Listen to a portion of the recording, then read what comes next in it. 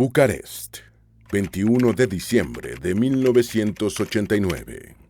Nicolae Ceausescu sale al balcón del edificio del Comité Central. Está a punto de pronunciar un discurso, en directo, transmitido por Televisión Nacional. Durante 20 años, el pueblo bajo su mando ha sido leal, obediente. Hoy no debería ser diferente. Obreros, amenazados con perder sus empleos en las fábricas, han sido trasladados en autobuses desde toda la capital. Se les ha ordenado reunirse, agitar banderas, sostener pancartas y aplaudir su discurso. Las cámaras de televisión están listas, los micrófonos preparados.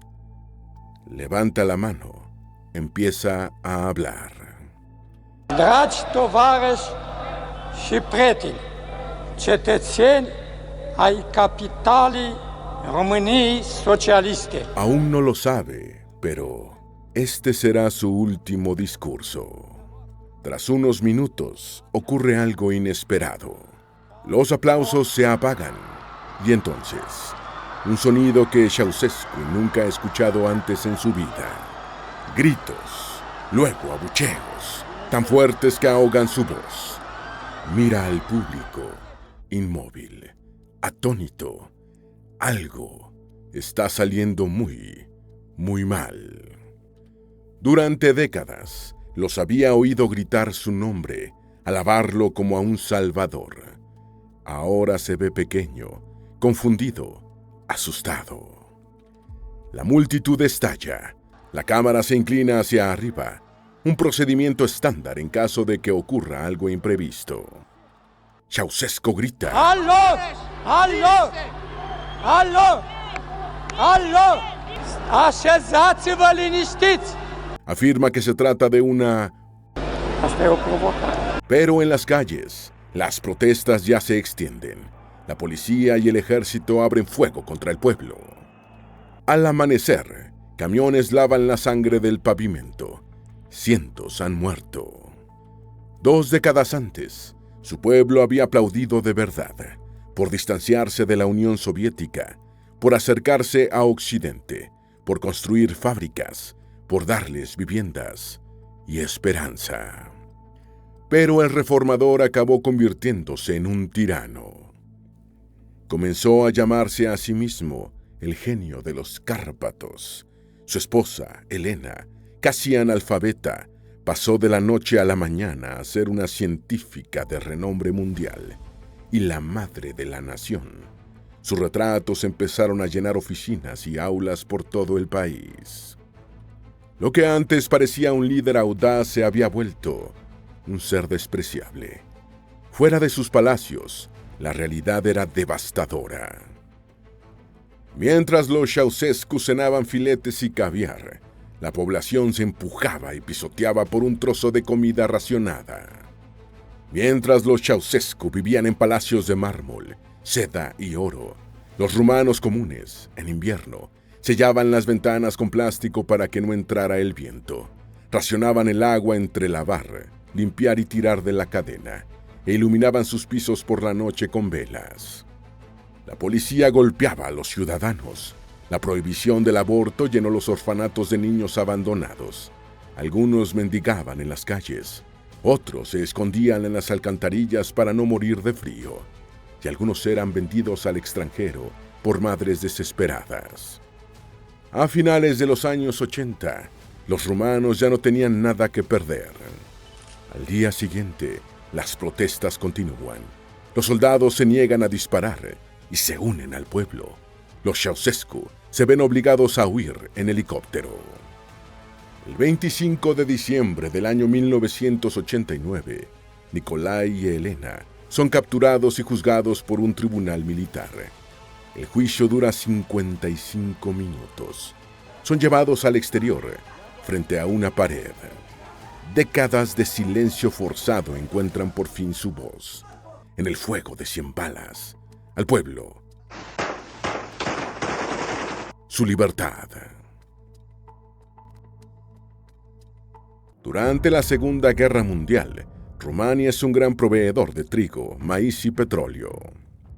Sus campos alimentan al ejército alemán y sus refinerías abastecen los tanques de Hitler, mientras avanzan para conquistar la Unión Soviética. Para 1944, la marea cambia. Lo que parecía una victoria se convierte en derrota. Alemania se retira, y Rumania se retira con ella.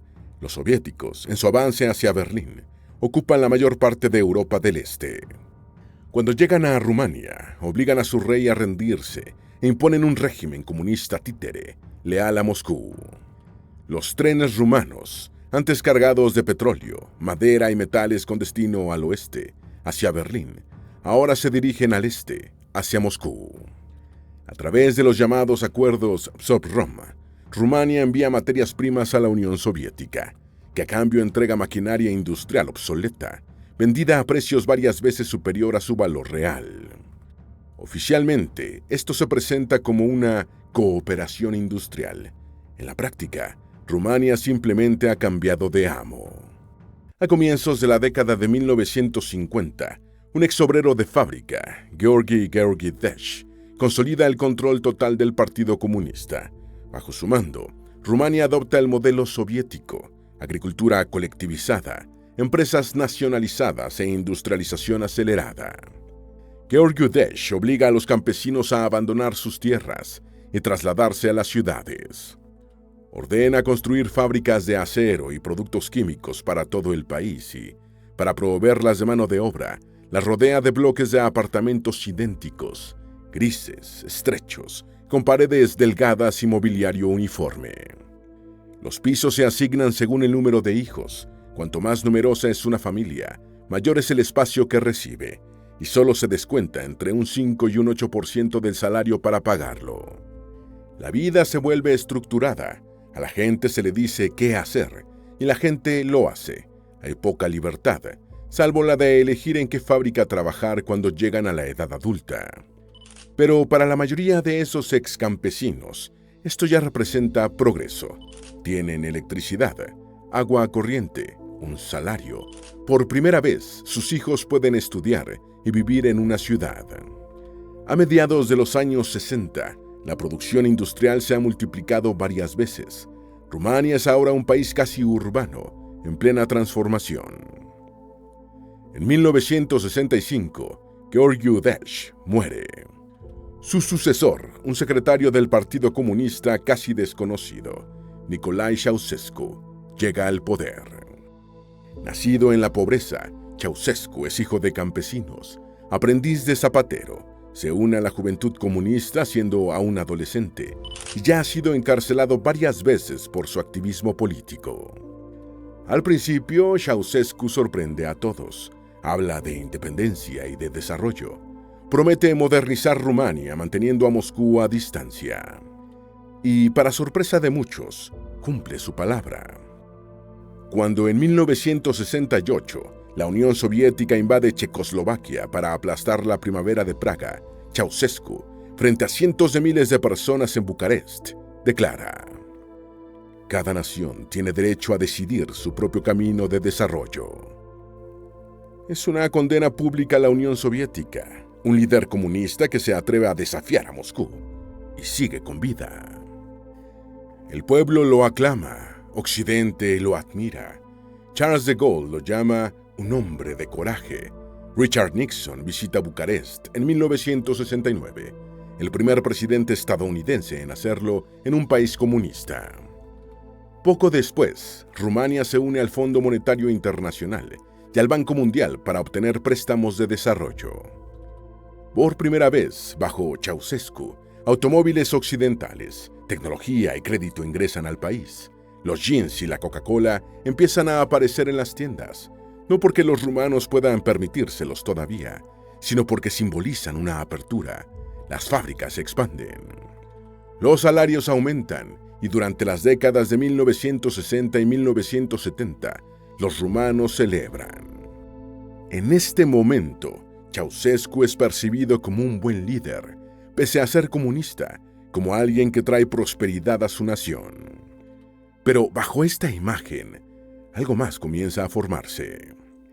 Ceausescu empieza a exigir que sus discursos se transmitan íntegros y que los aplausos duren más. Revisa personalmente las fotografías antes de su publicación. Ordena retocar su imagen e insiste en que los editores lo hagan parecer más alto. Reemplaza a los antiguos miembros del partido por familiares y amigos. Su esposa, Elena, apenas instruida, solo 4 años de escuela primaria, aparece ahora a su lado en cada evento, presentada como una científica de fama mundial.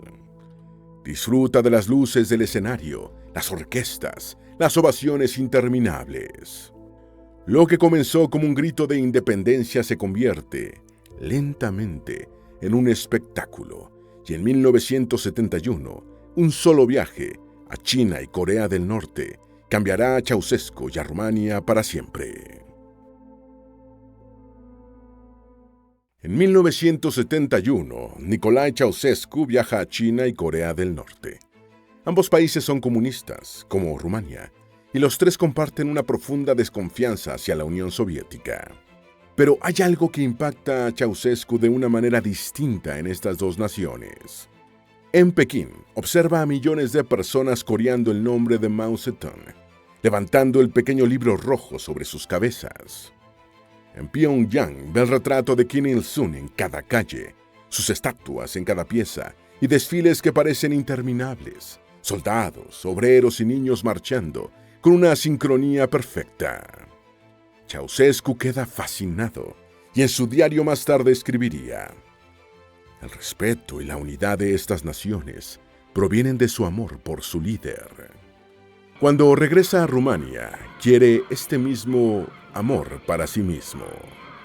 Este mismo año lanza las Tesis de Julio, un manifiesto político que revierte años de tímida liberalización.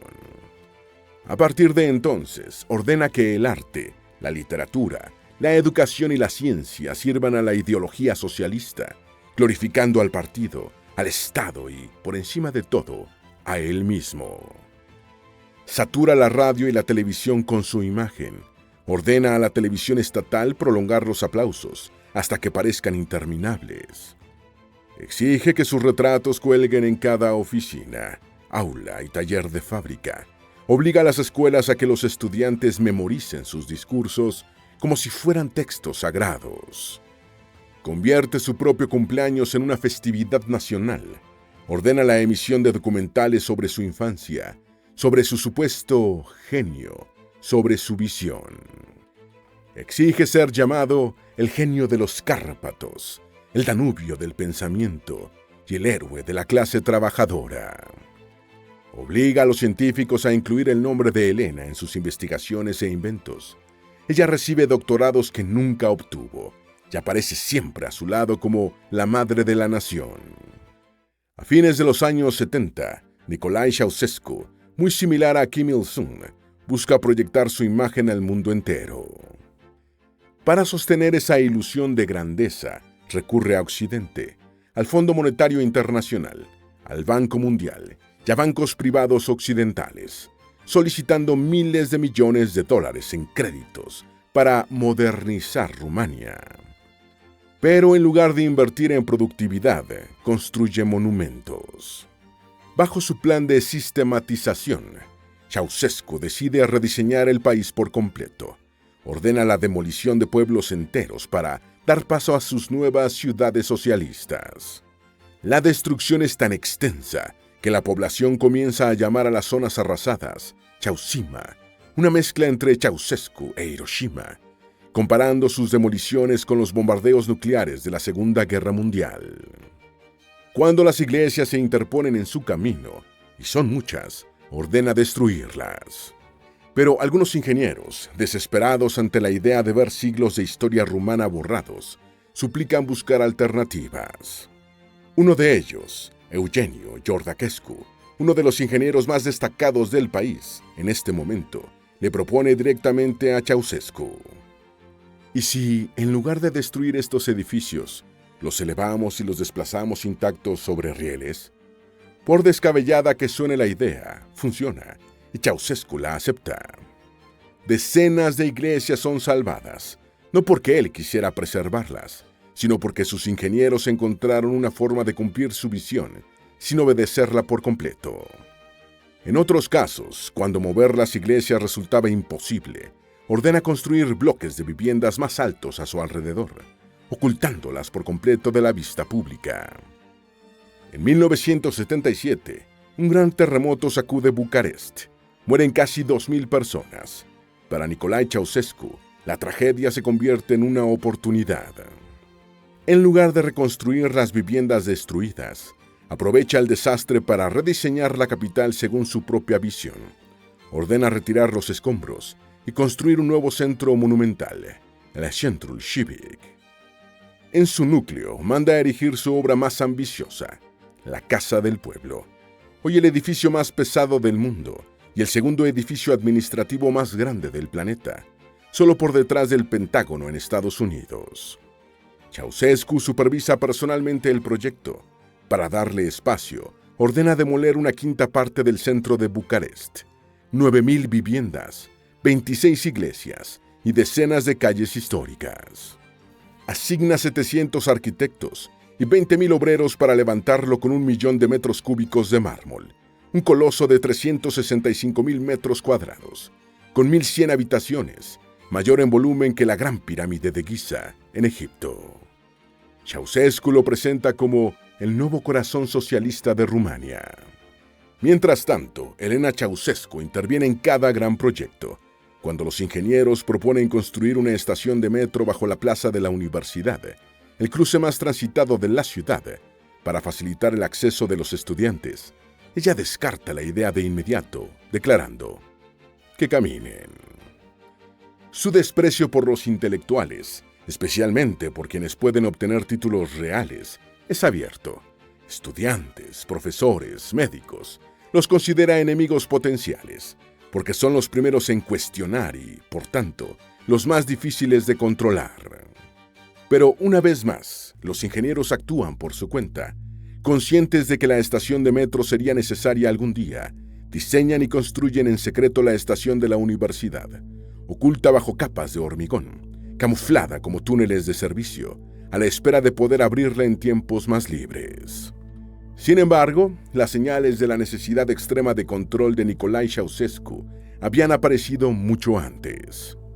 En 1968, por ejemplo, decide que una población de apenas 20 millones no es suficiente para Rumania. Quiere 30 millones. Para lograrlo, promulga de la noche a la mañana el decreto 770, que prohíbe tanto la anticoncepción como el aborto. En las fábricas, las trabajadoras comienzan a ser sometidas a controles ginecológicos obligatorios. En las oficinas, son vigiladas por los llamados supervisores de la fertilidad. La policía mantiene registros detallados del ciclo menstrual de cada mujer. Quienes no quedan embarazadas son interrogadas. Los médicos que practican abortos, si son descubiertos, van a la cárcel. Incluso los abortos espontáneos son investigados como delitos. Las mujeres sorprendidas interrumpiendo un embarazo son golpeadas, humilladas y abandonadas en hospitales sin atención médica, dejadas a morir. En un solo año, la tasa de natalidad casi se duplica, pero el país, ya sobrecargado, no puede sostenerlo. Miles de bebés son abandonados en orfanatos abarrotados, salas llenas de cunas metálicas, donde los niños permanecen atados y desatendidos, balanceándose y llorando, solos hasta dormirse. Muchos nunca llegarán a aprender a hablar, desarrollando discapacidades cognitivas permanentes. A comienzos de los años 80, vencen los préstamos que habían financiado los proyectos monumentales de Ceausescu. 12.000 millones de dólares, aproximadamente la mitad del PIB de Rumania. La economía se paraliza. Ceausescu había apostado a que las exportaciones de petróleo pagarían la deuda, pero cuando los precios mundiales del crudo colapsan en 1979, ese plan se vuelve imposible. Con las facturas vencidas, pero decidido a demostrar que Rumania puede sostenerse sola y que él, a diferencia de otros líderes, nunca se inclinaría ante Occidente, Ceausescu ordena que cada centavo de la deuda sea pagado de inmediato. Pero la moneda rumana no tiene valor en el extranjero. y sus exportaciones no pueden competir en los mercados internacionales. Así que ordena vender todo lo tangible del país: grano, carne, fruta, petróleo, carbón, madera, acero, incluso la electricidad. Trenes cargados de alimentos y combustible comienzan a salir del país de inmediato. Lejos de salvar a Rumania, su plan la quiebra por completo. Los estantes quedan vacíos, los apartamentos a oscuras, el agua se raciona. En invierno, la calefacción se limita por decreto.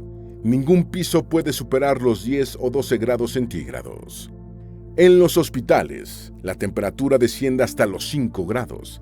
Las bolsas de sangre se congelan. Las operaciones se realizan con abrigos puestos, iluminadas por linternas que las enfermeras sostienen a mano. La comida es tan escasa que la gente hace fila durante horas bajo la nieve, solo para descubrir, al llegar su turno, que no queda nada. En los orfanatos y centros de asistencia, los más vulnerables, niños, ancianos, personas con discapacidad, son quienes más sufren, porque los suministros dejan de llegar. Algunos niños escapan y forman bandas callejeras conocidas como los bosketari, sobreviviendo de la mendicidad y el robo. Otros se refugian en las alcantarillas de la ciudad, los aurolachi, dentro de los túneles subterráneos que Ceausescu había construido poco antes como parte de un sistema centralizado de calefacción destinado a calentar Bucarest desde abajo, inhalando pintura o pegamento de bolsas de plástico para mantenerse calientes y olvidar el hambre. El consumo interno del país se desploma con tal brusquedad que retrocede a niveles anteriores a la década de 1930, previos incluso a la guerra. Mientras tanto, para mantener el orden, como ha ocurrido durante las últimas 2 décadas, la Securitate, la policía secreta rumana, endurece aún más su control. Cerca de 700.000 informantes, en un país de apenas 23 millones de habitantes, delatan a sus vecinos, compañeros de trabajo e incluso a sus propios familiares. Las conversaciones son vigiladas, los teléfonos intervenidos, micrófonos ocultos son instalados en viviendas, hoteles y oficinas. Después de las 9 de la noche, las calles quedan en silencio. Un toque de queda nunca anunciado oficialmente, pero tácitamente comprendido, se impone. Cualquiera sorprendido fuera de su habitación después de esta hora corre el riesgo de ser interrogado. Las parejas que conviven sin estar casadas son allanadas, a veces golpeadas, sus dedos rotos, sus uñas arrancadas. El miedo se convierte en el principio organizador de la vida cotidiana. Pero a fines de los años 80, incluso el miedo empieza a fallar. Las fábricas dejan de pagar salarios, los cortes eléctricos se prolongan durante media jornada y en la ciudad de Timișoara algo empieza a cambiar. El 16 de diciembre del año 1989, estallan protestas después de que las autoridades intentan desalojar a un pastor local, Laszlo Tokes, por criticar abiertamente al régimen. La multitud se congrega, el ejército abre fuego contra la población, cientos de personas mueren en Timișoara.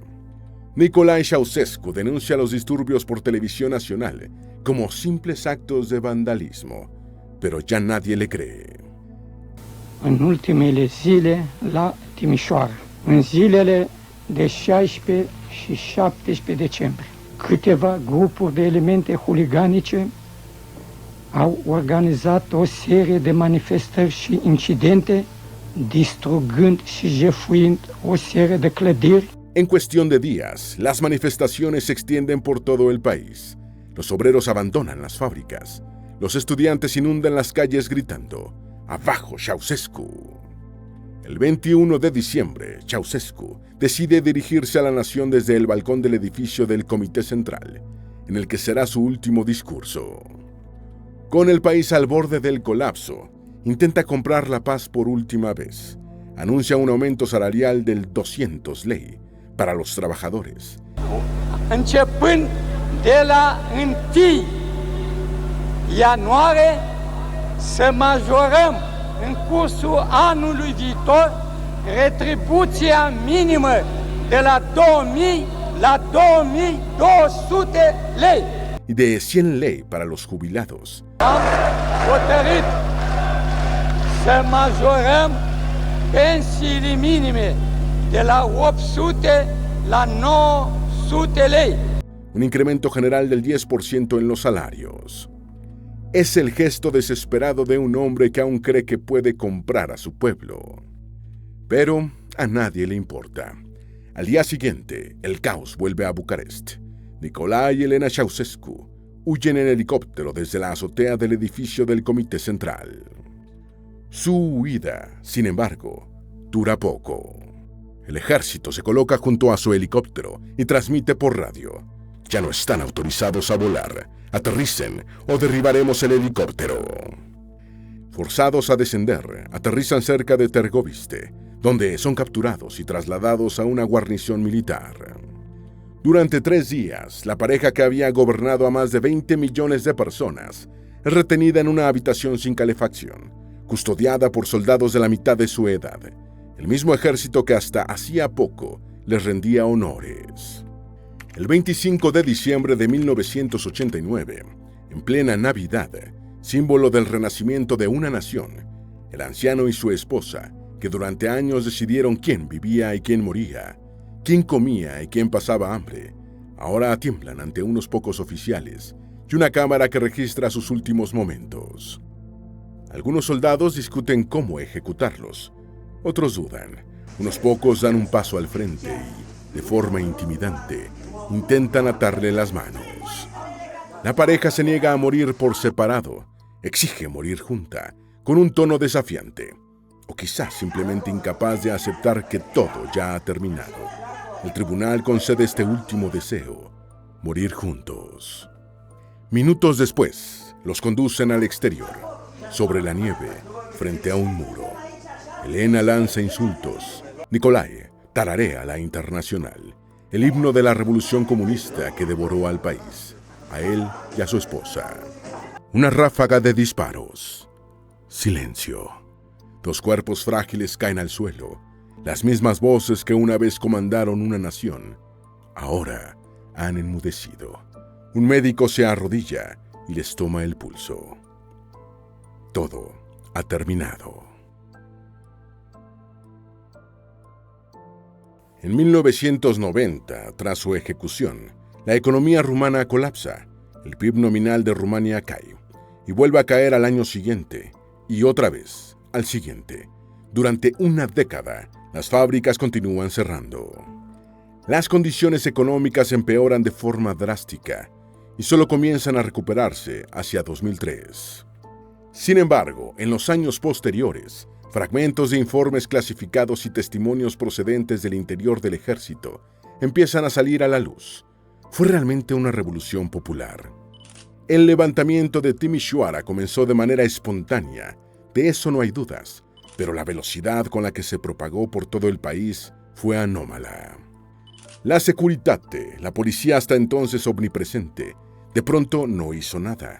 Divisiones enteras del ejército cambiaron de bando de la noche a la mañana. Todo parecía demasiado coordinado para ser una simple casualidad. Por ello, muchos creen hoy que los Ceausescu no fueron simplemente derrocados, sino convertidos en chivos expiatorios. Altos generales y miembros de la élite del partido podrían haberse cansado de 2 décadas de aislamiento y ruina económica impuestas por Ceausescu. Al permitir o incluso acelerar el caos, quizá pensaron que era la mejor forma de limpiar la imagen del país ante Occidente y presentar al mundo una Rumania reformada, purificada, lista para recomenzar. La ira del pueblo fue real, la revolución fue real, sin duda, pero detrás de ella puede que otros hayan movido los hilos, más de lo que nadie imaginaba. Hoy, Rumania es miembro de la Unión Europea, una democracia, con moneda estable y fronteras abiertas, pero el recuerdo de Ceausescu sigue dividiendo al país.